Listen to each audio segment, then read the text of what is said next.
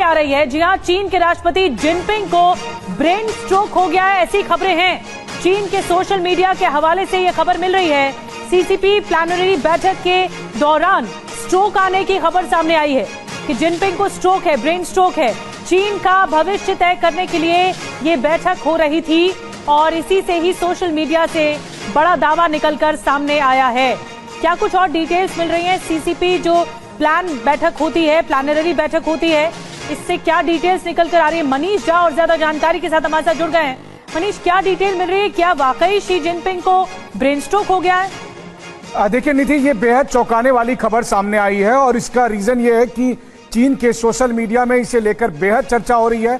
चीन की communist party की प्लीनरी बैठक सोमवार से शुरू हुई है और गुरुवार तक चलने वाली है और उसमें शी जिनपिंग और कम्युनिस्ट पार्टी के तमाम वरिष्ठ नेताओं ने भाग लिया था।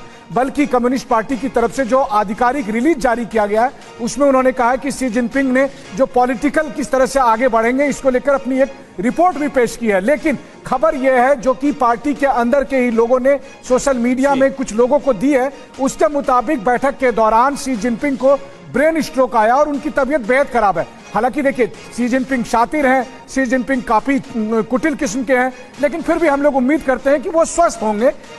लेकिन अभी तक आधिकारिक तौर पर शी जिनपिंग के स्वस्थ होने या फिर उनके बीमार होने को लेकर कहीं कोई क्लैरिफिकेशन नहीं आया, जबकि चीन की सोशल मीडिया में इसे लेकर इशारों में काफी कुछ चर्चा चल रही है। एक स्क्रीनशॉट भी हम दिखा रहे हैं जिसमें कि सीसीपी ने अपने इस ऑफिशियल बैठक के होने की बात भी कही है।